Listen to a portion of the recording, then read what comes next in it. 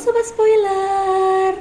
Udah pasti aku bakalan lanjutin spoiler dari Donggua terseru, terkeren, dan pastinya menegangkan.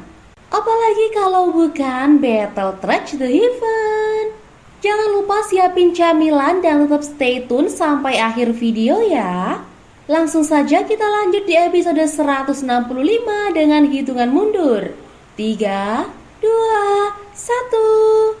Xiaoyan akhirnya mengetahui rahasia di balik peta Purifying Demonic Lotus Flame. Ia juga memahami lebih dalam tentang api legendaris itu. Setelah semuanya terungkap, Yang Lao mengajak semua orang untuk kembali ke pavilion bintang jatuh. Setelah kembali, rombongan beristirahat selama 2 hari. Selama waktu itu, informasi mengenai pohon kuno Bodhisattva menyebar dengan sangat cepat ke seluruh dataran tengah, menyebabkan kekacauan besar dan menarik perhatian banyak tokoh kuat, termasuk para tetua yang telah lama menghilang.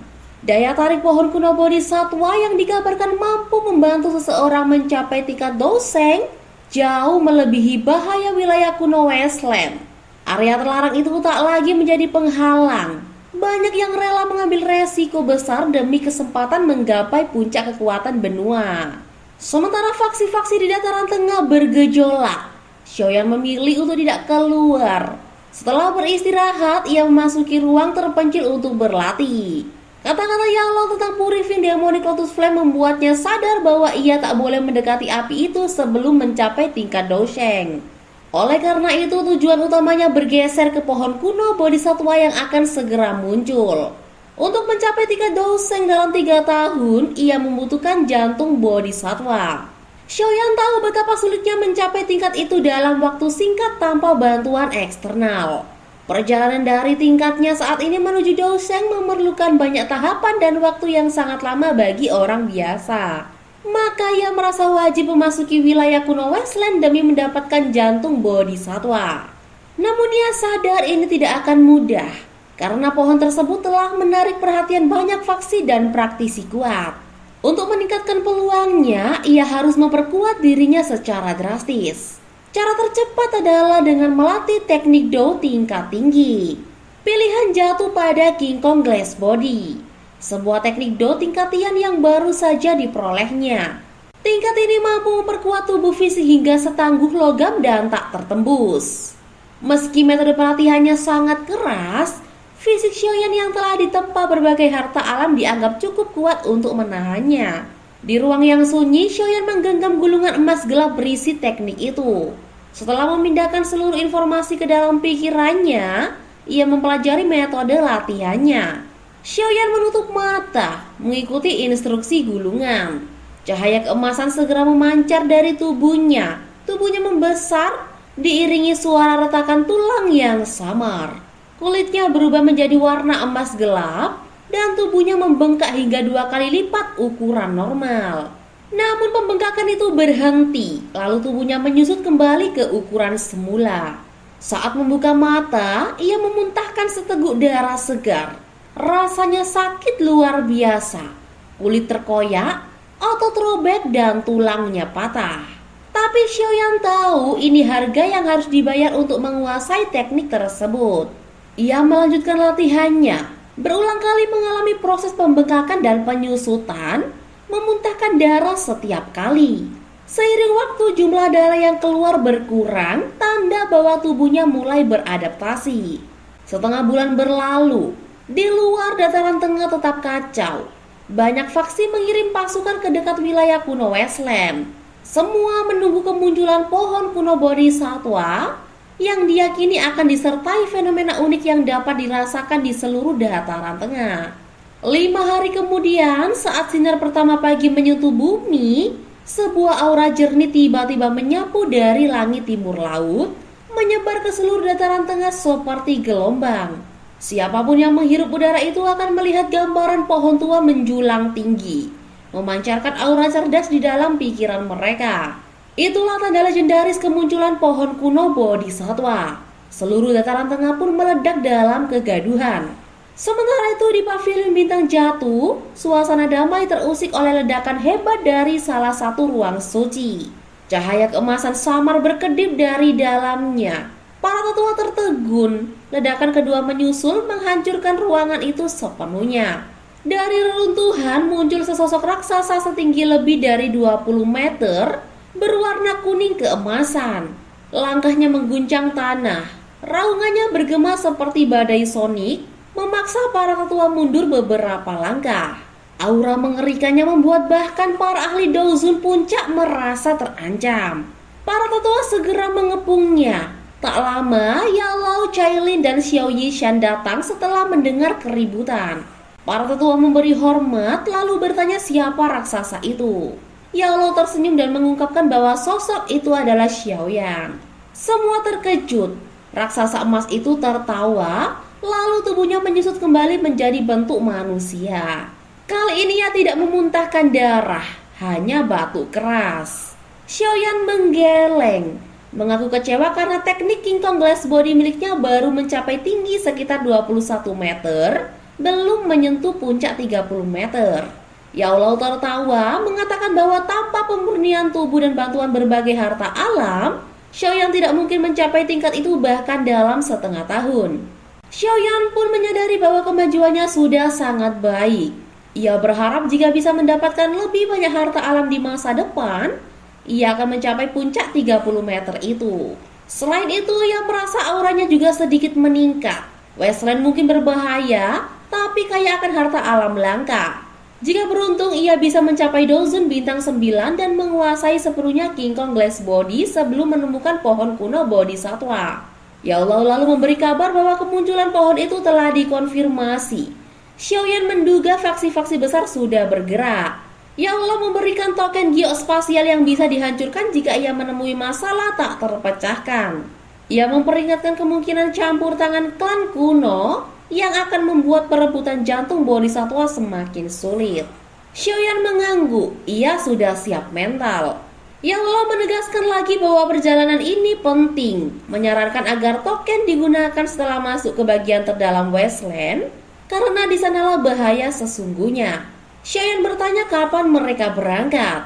Yao Lao menjawab secepatnya, karena ia telah berlatih setengah bulan, sementara banyak faksi sudah memasuki wilayah itu. Tanpa menunda, Xiaoyan bergerak, membawa 4 orang bersamanya. Cailin, Xiao Yishan, King Lin, dan tetua King Chen. Tian Hao Zunzi tidak bisa ikut karena sedang berlatih. Mereka menuju timur laut, melewati beberapa lubang cacing, hingga 6 hari kemudian mencapai perbatasan dataran tengah bagian timur laut.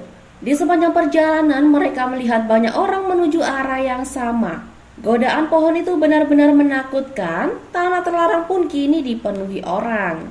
Kota Wasteland, kota terakhir sebelum wilayah kuno, biasanya sepi. Namun kini berubah menjadi ramai dan penuh kebisingan. Di kota itu, Xiaoyan meninggalkan rekan-rekannya dan pergi mencari informasi. 2 jam kemudian ia kembali. Cailin bertanya, bagaimana hasilnya? Xiaoyan menghela nafas, mengusap dahinya. Ia melaporkan bahwa semua kelompok yang masuk ke Wasteland sebelumnya telah mati, termasuk beberapa ahli Dozun. Ekspresi semua orang berubah. Xiao Yishan mengerutkan alis, bertanya apa yang harus mereka lakukan. Xiaoyan mengetuk meja pelan. Ia memutuskan untuk mengikuti dari belakang kelompok besar yang akan masuk besok. Mengamati situasi sebelum melangkah lebih jauh. Wasteland adalah tanah terlarang, sedikit kecerobohan bisa membawa kehancuran. Akhirnya hari yang dinanti tiba. Banyak kelompok bersiap. Xiaoyan dan timnya menunggu setengah jam membiarkan sebagian besar orang masuk terlebih dahulu, lalu memimpin rekan-rekannya memasuki hutan purba dengan kecepatan tinggi. Begitu masuk, cahaya di sekitar mereka meredup drastis. Aroma dedaunan busuk segera menyebar di udara. Kelompok Xiaoyan bergerak cepat, dengan mudah mengatasi beberapa binatang buas di awal perjalanan. Namun Xiaoyan mulai merasa ada yang aneh. Perjalanan mereka terasa terlalu mulus untuk wilayah berbahaya seperti ini. Kewaspadaannya pun meningkat. Ia memperlambat langkah, memilih mengikuti kelompok besar di depan dari kejauhan, agar memiliki waktu reaksi yang cukup jika sesuatu terjadi. Semakin dalam mereka memasuki wilayah kuno Wasteland, perasaan bahaya semakin kuat. Xiao Yishan yang sangat peka terhadap racun tiba-tiba mendeteksi keberadaan kabut beracun yang berbahaya. Kabut ini sangat mematikan, bahkan bagi seorang Dozun, jika terhirup dalam jumlah banyak bisa berakibat fatal. Sebagai antisipasi, Xiao Yishan segera membagikan pil penolak racun kepada semua anggota kelompok. Tak lama kemudian terdengar teriakan sengsara dari kelompok di depan, tanda bahwa mereka telah terkena racun. Xiao Yan memutuskan untuk terus melaju tanpa henti. Baginya mereka yang datang sejauh ini karena keserakahan harus menanggung nasibnya sendiri. Semakin pekat kabut itu, semakin sering terdengar teriakan dan gemuruh doki dari para ahli yang kehilangan akal sehatnya. Saat melewati kabut, kelompok Xiao Yan menemukan mayat seorang Dozun. Tubuhnya menghitam seluruhnya karena racun. Xiao Yan merasa aneh, racun ini tampaknya mampu menembus perlindungan doki. Xiao Yishan lalu menyelidikinya lebih dekat dan menemukan kebenaran mengerikan. Kabut itu bukan hanya racun, melainkan mengandung cacing beracun yang sangat kecil, tak terlihat oleh mata telanjang. Cacing-cacing itu melayang di udara, masuk ke tubuh melalui nafas. Jutaan cacing bisa masuk sekaligus menggerogoti korban dari dalam. Xiao Yishan mengerutkan kening. Tubuhnya kebal racun, tapi anggota kelompok lain tidak. Kemungkinan besar cacing-cacing itu juga sudah berada di dalam tubuh mereka. Mendengar hal itu, Xiao Yan segera mengedarkan api surgawinya. Suhu tinggi dari api itu membakar cacing-cacing dalam tubuhnya. Terdengar suara melengking menyeramkan saat mereka mati. Setelah membersihkan dirinya, ia menggunakan api surgawi untuk menolong Cailin, Qinglin, dan tetua Qingchen. Xiao Yan lalu menciptakan area aman berdiameter 50 kaki di sekitar mereka. Panas dari api surgawinya membuat kabut beracun menjauh, tak berani mendekat. Ia sadar kabut ini saja sudah cukup untuk menghalangi sebagian besar orang. Namun ia tetap mempercepat langkah, mengetahui bahwa para ahli yang lebih kuat mungkin sudah berada di depan. Di tengah hutan berkabut, racun yang mencekam jeritan-jeritan menyedihkan terus terdengar. Tapi kelompok Xiao yang melaju tanpa terpengaruh. Saat masuk lebih dalam, kabut racun perlahan menghilang. Mereka melompat ke atas sebuah batu besar dan melihat ke depan. Terbentang aliran gunung yang sangat lebar dan dalam. Dasar lembahnya masih diselimuti kabut beracun. Di balik aliran itu, pegunungan tak berujung menjulang tinggi, memancarkan aura kuno dan luas. Tanda bahwa wilayah kuno Westland yang sesungguhnya sudah di depan mata. Xiao Yan merasakan banyak aura ganas dari pegunungan itu. Tetua Qingchen menjelaskan bahwa binatang buas di sana sangat kuat meskipun kecerdasannya rendah. Xiao Yan mengangguk lalu mengeluarkan benih bodhisatwa untuk melacak lokasi pohon kuno bodhisatwa. Hasilnya, ia hanya bisa mendeteksi bahwa lokasinya berada di arah barat laut. Tanpa ragu, ia dan kelompoknya melesat melintasi aliran gunung. Namun setibanya di sisi lain, beberapa bayangan hitam berbau busuk menerkam dari tanah. Dengan gerakan lengan bajunya, Xiao Yan menangkis serangan binatang buas bermata merah itu. Melihat banyaknya binatang buas, Cailin menyarankan agar mereka tidak terbang untuk menghindari menarik perhatian. Xiao Yan setuju, mereka segera mendarat di tanah. Beberapa sosok lain tiba tak lama kemudian, tetap terbang di udara sambil mengamati kelompok Xiao Yan dari kejauhan. Mereka adalah para ahli kelas Dozun, tampaknya juga berhasil melewati kabut beracun. Xiao Yan tidak menghiraukan mereka dan melanjutkan perjalanan. Pendatang baru itu mengerutkan kening, lalu setelah merasakan kekuatan kelompok Xiao Yan memutuskan mengubah arah. Di dalam wilayah kuno, auman binatang buas terus terdengar. Kelompok Xiao Yan sempat menumbangkan seekor binatang buas besar dengan pilar doki beracun. Mereka memutuskan beristirahat sejenak, menunggu tetua Qingchen kembali dari pengintaian. Tak lama tetua Qingchen kembali dan melaporkan bahwa di depan tidak ada bahaya signifikan. Namun ia bertemu sekelompok orang dari Sekte Langit Mendalam yang berencana menyergap kelompok dari Sekte Bunga. Xiao Yan yang memang punya perselisihan dengan Sekte Langit Mendalam awalnya berniat membiarkan mereka saling membunuh. Namun ketika tahu bahwa faksi yang diincar adalah Sekte Bunga, tubuhnya menegang. Ia bertanya memastikan apakah mereka benar-benar dari Sekte Bunga. Setelah Qingchen mengonfirmasi, wajah Xiao Yan menjadi gelap. Ia tahu jika Yun Yun ada di antara mereka. Ia tak bisa berpangku tangan. Dengan suara dingin penuh niat membunuh, ia memerintahkan kelompoknya menyerang Sekte Langit Mendalam bertekad mengakhiri perseteruan lama mereka. Sementara itu di sisi lain wilayah, sekelompok sosok bergerak cepat melintasi pegunungan. Aura mereka memancarkan kekunoan dan tekanan. Salah satunya adalah Nalan Yanran yang melirik ke belakang dengan cemas menyadari bahwa mereka sedang diburu. Bersama Nalan Lianran ada Yun Yun, kepala sekte bunga yang memancarkan aura luhur dan murni.